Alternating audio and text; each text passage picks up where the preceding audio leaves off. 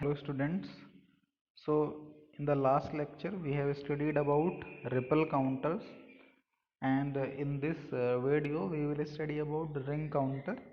A ring counter is a synchronous counter, and as we have discussed earlier that in the synchronous counter same clock pulse is applied to all the flip-flop. As we can see here, the same clock pulse is applied to all the flip-flops.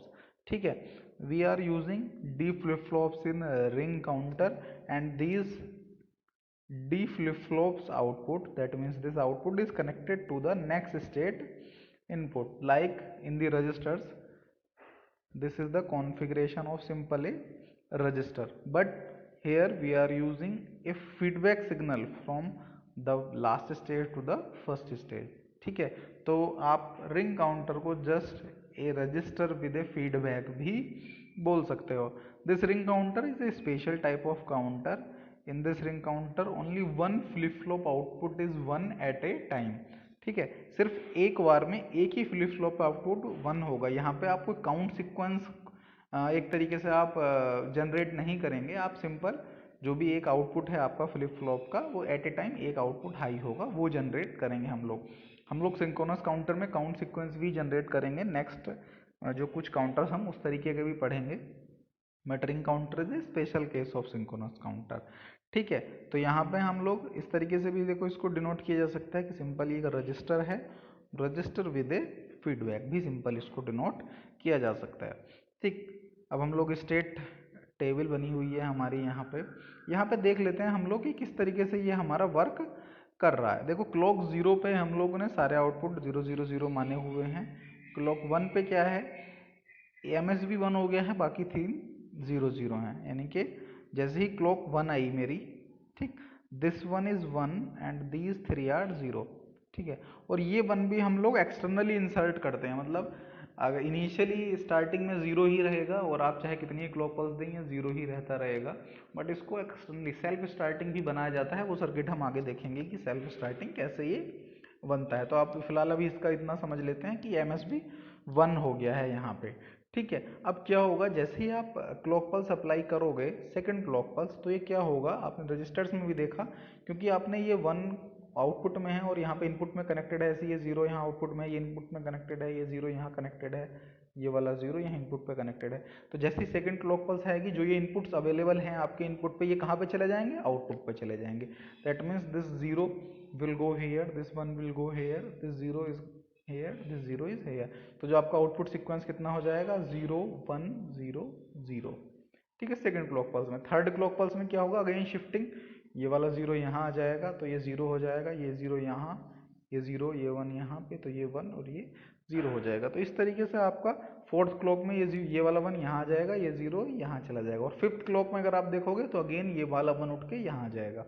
तो जो मेरा sequence है वो कुछ इस तरीके से बनेगा. फर्स्ट क्लॉक में ये 1, नेक्स्ट में ये 1, थर्ड में ये, फोर्थ में ये, फिर फिफ्थ में अगेन ये 1. तो ये जो 4 स्टेट्स हैं ये यूनिक स्टेट्स आपको मिलेंगी. This 0 0 is not a state of this counter, यानी कि output of one counter is high at a time. तो इसमें जो यूजफुल स्टेट है, देखो आपने 4 फ्लिप फ्लॉप्स यूज किए हैं, तो मैक्सिमम नंबर ऑफ स्टेट कितनी हो सकती थी, 16 हो सकती थी 2 टू द पावर 4. बट यहाँ पे जो यूजफुल स्टेट्स हैं वो सिर्फ और सिर्फ 4 हैं. ठीक है, तो in any n bit ring counter maximum use state कितनी होती हैं, एन स्टेट. तो अनयूज कितनी है, 2 टू द पावर एन में से अगर एन को सब्ट्रैक्ट कर दिया जाएगा तो अनयूज स्टेट्स आ जाएंगी. ठीक, टाइमिंग डायग्राम भी बना हुआ है यहाँ पे. देखो टाइमिंग डायग्राम में यहाँ पे सिंपल है बहुत. यहाँ पे मैंने क्लॉक डिनोट की हुई है. जैसे ही पॉजिटिव एज आएगी, क्योंकि हमने यहाँ पे positive edge triggered flip flop लिए हुए हैं, जैसे ही पॉजिटिव एज आएगी तो आपका आउटपुट चेंज होता रहेगा. कैसे, अगर इनिशियल Q3 हाई होगा तो नेक्स्ट स्टेट में ये जो 1 है वो कहाँ शिफ्ट होगा, यहाँ पे. नेक्स्ट स्टेट में ये 1 यहाँ पे शिफ्ट होगा, नेक्स्ट स्टेट में ये वाला 1 यहाँ पे शिफ्ट होगा. ऐसे ही यहाँ पे आ जाएगा, फिर ये वाला शिफ्टिंग हो गई यहाँ पे, फिर ये यहाँ पे जाएगा, फिर यहाँ पे. इस तरीके से ये चेंज होता रहेगा, लेकिन एट ए टाइम सिर्फ एक ही फ्लिप फ्लॉप का आउटपुट हाई होगा. ठीक है. रिंग काउंटर में क्या होता है कि आप किसी भी फ्लिप फ्लॉप के आउटपुट पे अगर फ्रिक्वेंसी को देखोगे तो वो कितनी आएगी, एफ वाई एन ही मिलेगी आपको. वो क्यों, क्योंकि आप देख रहे हो एट ए टाइम सिर्फ एक ही फ्लिप फ्लॉप का आउटपुट हाई है आपका. ठीक। तो ऐसा नहीं है कि बार बार आपका काउंट सीक्वेंस जनरेट हो रहा है। तो अगर किसी भी फ्लिप फ्लॉप का आउटपुट देखो आप, तो 4 साइकिल में सिर्फ एक ही बार हाई होगा, तो यानी कि जो मेरा टाइम पीरियड है वो 4 टाइम्स इंक्रीज हो जाएगा। तो फ्रिक्वेंसी क्या है, 4 टाइम डिक्रीज हो जाएगी अगर 4 बिट का हमारा काउंटर हमने लिया हुआ है।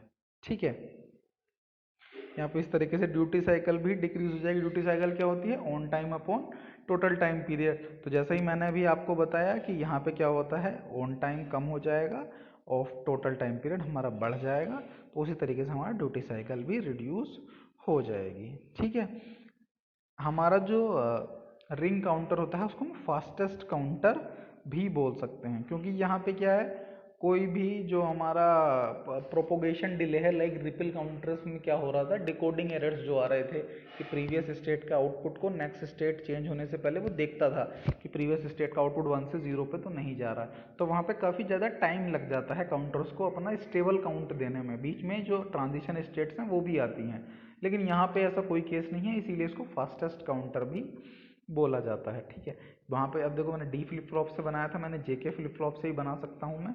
सिंपल, क्यू को जे में दिया है, क्यू बार को के में, सब स्टेजेस के, और यहाँ पे ये फीडबैक दिया है सेम जैसा हम लोगों ने डी फ्लिप फ्लॉप की बजाय यहाँ पे जे के फ्लिप फ्लॉप से बनाया हुआ है अपना रिंग काउंटर। ठीक है, अब देखो जैसे मैं बता रहा था कि जो जीरो है वो ऑटोमेटिकली कैसे आएगा, उसके लिए ये देखो सेल्फ स्टार्टिंग रिंग काउंटर इस तरीके से, यहाँ पे मैंने क्या है, एक नॉर गेट को यूज़ किया हुआ है इस तरीके से। ठीक, तो जब इनिशियली ये 0 0 होंगे चारों, ठीक, तो आप देखो कि नॉर गेट में क्या होता है कि कोई भी अगर एक इनपुट 1 होता है तो आउटपुट इज 0। ठीक, तो अब देखो अगर तीनों इनपुट 0 होंगे तो आउटपुट क्या होगा, 1 होगा। जैसे ही आप क्लॉक दोगे तो ये वाला 1 यहाँ आ जाएगा, ये 0 यहाँ शिफ्ट, ये 0 यहाँ शिफ्ट, ये 0 यहाँ शिफ्ट। अब मुझे पता है, अब देखो ये एक ना एक 1 हो गया यहाँ पे, तो अब इसका आउटपुट कितना होगा, 0 होगा। तो जैसे ही अगर आप 0 का नेक्स्ट स्टेट लगाओगे तो ये 0 यहाँ आ जाएगा, ये 1 यहाँ, ये 0 यहाँ, ये 0 यहाँ, और जैसे नेक्स्ट लगाओगे तो ये वाला 1 यहाँ से उठ के यहाँ आ जाएगा, फिर नेक्स्ट लगाओगे तो ये यहाँ जाएगा, फिर वो तीनों 0 हो जाएंगे, तो फिर अगेन क्लॉक पल्स पे यहाँ 1 आ जाएगा। तो इस तरीके से सेल्फ स्टार्टिंग रिंग काउंटर को भी बनाया जा सकता है। ठीक है, इसके बाद नेक्स्ट काउंटर है जॉनसन रिंग काउंटर। इसको सिंपल जॉनसन काउंटर भी बोल सकते हैं, जॉनसन रिंग काउंटर भी बोल सकते हैं। बिल्कुल सेम रिंग काउंटर की तरह है, बट यहाँ पे हम एक चीज़ देख सकते हैं कि यहाँ पे जो फीडबैक लिया हुआ है वो क्यू से ना लेके क्यू बार से लिया हुआ है। ठीक है, सिमिलरली जे के फ्लिप फ्लॉप से बनाएंगे तो देखो क्यू को के पे लेंगे और क्यू बार को जे पे देंगे। ठीक है, इसको सिंपल इस तरीके से भी डिनोट किया जा सकता है कि सिंपल एक रजिस्टर है, बट जो फीडबैक है वो नॉट गेट से लिया हुआ है। ठीक, यहाँ पे इसका वर्किंग देख लेते हैं। क्लॉक 0 पे चारों 0 0 हैं, और जब अब देखो इसमें क्या होता है, बेसिकली बस इस तरीके से समझ सकते हैं कि जो ये लास्ट एलएसबी है ये टॉगल होके एमएसबी पे जाता रहेगा और ये सब शिफ्टिंग होती रहेगी। ठीक है, इसको इस तरीके से समझा जा सकता है।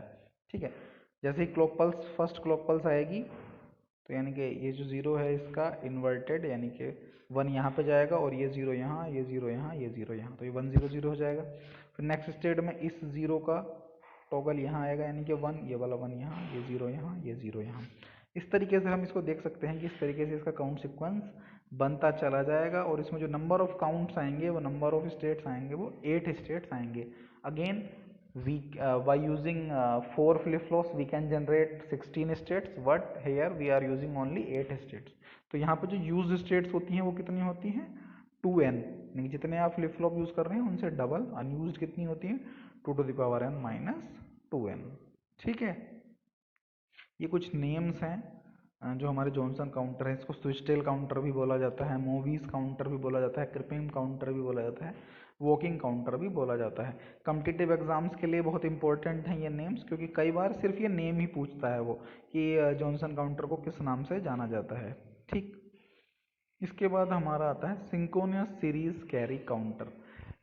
ये काउंटर जो है हमारा सेम जैसे count sequence ripple counter generate कर रहा था, यानी कि 0 से लेके 8 तक 3 बिट, या 0 से लेके 16 तक, या 0 से लेके 24, जहाँ तक भी हमको काउंट करना है उसके उस काउंट सीक्वेंस को जनरेट करने के लिए synchronous series carry counter generate बनाया जाता है। ठीक है, इसमें हम लोगों ने अगेन टॉगल कंडीशन में टी फ्लिप फ्लॉप को यूज़ किया हुआ है, बट यहाँ जो 1 है हमने वो सिर्फ और सिर्फ इस एलएसबी स्टेट को दिया हुआ है। यहाँ पर फिर आप देखो एलएसबी एमएसबी को हमने फिर से जो हम लोगों ने लेफ्ट टू राइट ही डिनोट किया हुआ है। ठीक, तो दिस वन इज LSB और this one is MSB। Synchronous है तो देखो सारे क्लॉक को हम लोगों ने सारे फ्लिप फ्लॉप को हमने सेम क्लॉक पल्स अप्लाई कर रखी है, तो हम क्लॉक की हेल्प से तो नहीं बता सकते कि कौन सा LSB है कौन सा MSB है। तो यहाँ पे क्या एक और मेथड है, यहाँ पे सिर्फ जिस इनपुट को आप 1 दोगे एक्सटर्नली वो हमारा LSB होगा। ठीक है, तो यहाँ पे मैंने इस फ्लिप फ्लॉप के इनपुट को 1 दिया है एक्सटर्नली, तो ये हमारा 1 है। तो बेसिकली देखो टी फ्लिप फ्लॉप में मुझे क्या है पता है कि जब भी मेरा टी जो होगा वो 1 होगा, आउटपुट तब टॉगल होगा, और अगर टी 0 होगा तो आउटपुट क्या होगा, प्रीवियस स्टेट के इक्वल होगा।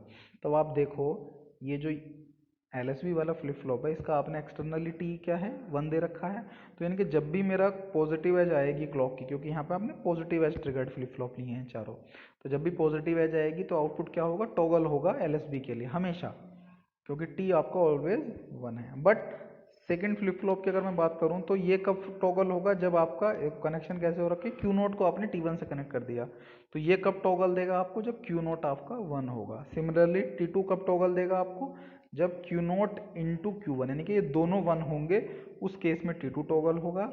और ये लास्ट MSB कब टॉगल होगा, जब क्यू नोट Q1 Q2 तीनों 1 होंगे। ठीक है, ये मैंने थ्योरी में भी लिख रखा है यहाँ पे कि Q1 toggle when Q not is 1 and positive edge of the flip flop, Q2 जब Q नोट Q1 दोनों होंगे और Q3 जब तीनों होंगे। ठीक है, इनिशियली क्लॉक 0 पे चारों 0 0 होंगे, जैसे ही क्लॉक 1 आएगी तो आपको पता है Q नोट टॉगल होगा, बाकी कोई भी टॉगल होगा नहीं होगा। बाकी कब टॉगल होंगे, जब प्रीवियस 1 होंगे। Q2 पे देखो, Q2 पे क्या होगा, Q1 के लिए, और ये Q नोट तो हमेशा टॉगल होगा, बट Q नोट को देखो ये 1 दे रखा है। ठीक, तो जब भी ये 1 दे रखा है तो यानी कि आपका आउटपुट टॉगल होगा। बट क्या Q2 Q3 होंगे, नहीं होंगे। Q2 कब होगा, जब Q नोट Q1 दोनों 1 हो, Q3 जब तीनों 1 हो। ठीक है, थर्ड क्लॉक पल्स देखेंगे, थर्ड क्लॉक पल्स में क्या होगा, Q नोट तो टॉगल होगा ही होगा। क्या Q1 टॉगल होगा, नहीं होगा। क्यों, क्योंकि Q नोट कितना है, 0 है, तो Q1 टॉगल नहीं होगा, तो ये 1 का 1 ही रहेगा। क्या Q2 होगा, नहीं होगा। ठीक है, इस तरीके से हम इसका ऑपरेशन देख सकते हैं। ठीक है, तो इसमें कितनी स्टेट्स हैं, 4 फ्लिप फ्लॉप यूज़ करेंगे तो 16 स्टेट्स, यानी कि 0 to 15 तक हमारा काउंट करेगा। 16 जैसी क्लॉक पल्स अप्लाई करोगे तो अगेन ये 0 0 0 हो जाएगा। ठीक है, तो यहाँ पे जो क्लॉक पल्स है, देखो यहाँ पे जैसे मैंने रिपल काउंटर में मैक्सिमम क्लॉक फ्रिक्वेंसी निकाली थी कि क्लॉक टाइम पीरियड कितना होना चाहिए, ऐसे ही यहाँ भी निकाल सकते हैं हम। तो यहाँ पे कितना होगा clock time period, propagation delay of flip flop plus n-2 into propagation delay of and gate, क्योंकि यहाँ पे मैंने सर्किट में देखो एंड गेट का भी यूज़ किया हुआ है, और एंड गेट्स कितने हैं, n-2, यानी कि अगर 4 फ्लिप फ्लॉप हैं तो सिर्फ 2 एंड गेट का यूज़ किया होगा। ठीक है, इस तरीके से हम लोग इसमें प्रोपोगेशन डिले इसके भी काउंट करते हैं। तो जो मैक्सिमम फ्रिक्वेंसी आ जाएगी वो कितने आ जाएगी, 1 propagation delay of flip flop plus n-2 into propagation delay of and gate. अब देखो सिंक्रोनस सीरीज कैरी काउंटर में क्या था, हम लोगों ने Q नोट Q1 को आपस में एक एंड गेट के आउटपुट को दूसरे एंड गेट का एज इनपुट दे रखा था, जैसे यहाँ पे, यानी कि इस एंड गेट का आउटपुट यहाँ एक इनपुट है और Q2 यहाँ पे है। ठीक है, इसी चीज़ को हम रिमूव करेंगे कहाँ पे, सिंक्रोनस पैरेलल काउंटर में। हम लोग यहाँ पे क्या करेंगे, Q नोट को देखो डायरेक्ट अप्लाई करेंगे, हर एंड गेट को इंडिविजुअल आउटपुट देंगे। हम किसी एंड गेट का आउटपुट और अगले एंड गेट में नहीं देंगे, सब एंड गेट के आउटपुट क्या होंगे, इंडिपेंडेंट होंगे। तो यहाँ पे क्या हो जाएगा, प्रोपोगेशन डिले जो हो जाएगा वो सिर्फ एक ही एंड गेट का यूज होगा, जो हमारा टोटल टाइम पीरियड है। वर्किंग सेम है, क्योंकि वहाँ पे भी चाहे वो एंड गेट का आउटपुट ही दूसरे एंड गेट पे लग रहा हो, लेकिन उसका जो दोनों आउटपुट हाई थे उस एंड गेट के, तभी तो आउटपुट भी हाई होगा। तो वर्किंग बिल्कुल सेम है यहाँ पे भी, जैसे ही सीरीज काउंटर की थी वैसे ही पैरेलल काउंटर की भी है हमारी वर्किंग।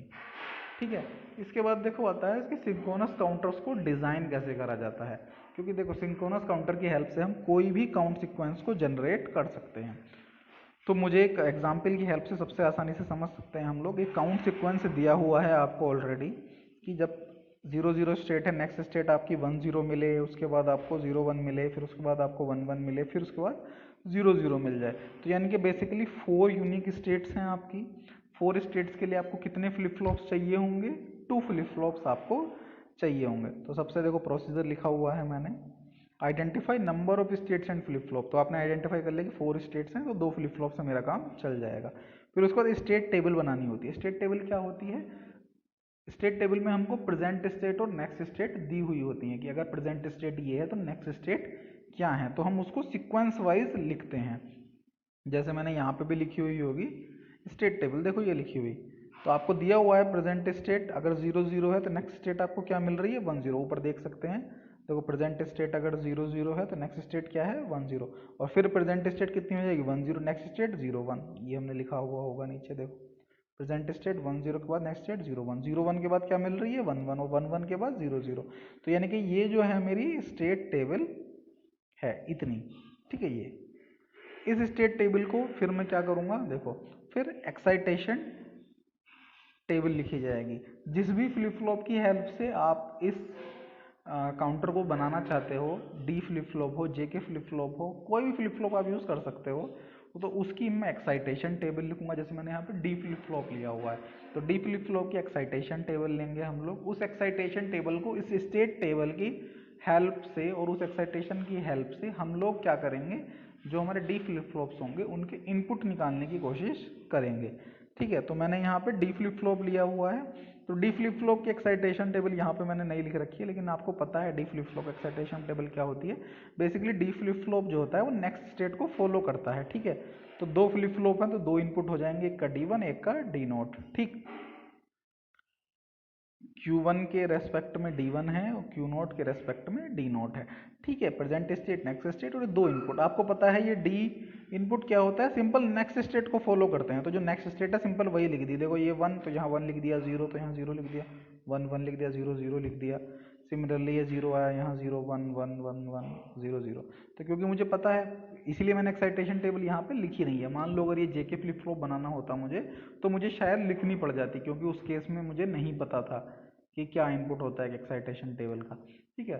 लेकिन यहाँ पे मुझे पता है कि डी फ्लिप फ्लॉप क्या होता है, सेम नेक्स्ट स्टेट को फॉलो करता है, इसीलिए मैंने यहाँ पे लिखी नहीं है। तो इस तरीके की आप एक टेबल बना लोगे with the help of state table and excitation table. अब मुझे क्या करना है, अब मुझे इन डी एक्सप्रेशंस को निकालना है in terms of this Q1 and Q0, यानी कि D1 का एक्सप्रेशन निकालूंगा मैं, this is the output of D1, और दो इनपुट क्या है Q1 Q0। ऐसे ही D0 का एक्सप्रेस, D0 के लिए ये आउटपुट है आपका, और इनपुट क्या है Q1 एंड Q0, ठीक है। तो देखो आप लोगों ने क्या निकाल लिया, ऐसे ही D1 के लिए एक्सप्रेशन निकाल लिया, यहाँ इस इनकी टर्म्स में Q1 Q0 की, D2 के लिए एक्सप्रेशन निकाल लिया Q0 Q1 की टर्म्स में, ठीक है। और फिर सिंपल उसको मैंने यहाँ पे इम्प्लीमेंट कर दिया, that this is D1 this is D0, and gate की हेल्प से मैं उसको पूरे सर्किट को मैंने यहाँ पे इम्प्लीमेंट कर दिया जाए, ठीक है। तो this is the working of construction of a synchronous counter, ठीक है। Thank you.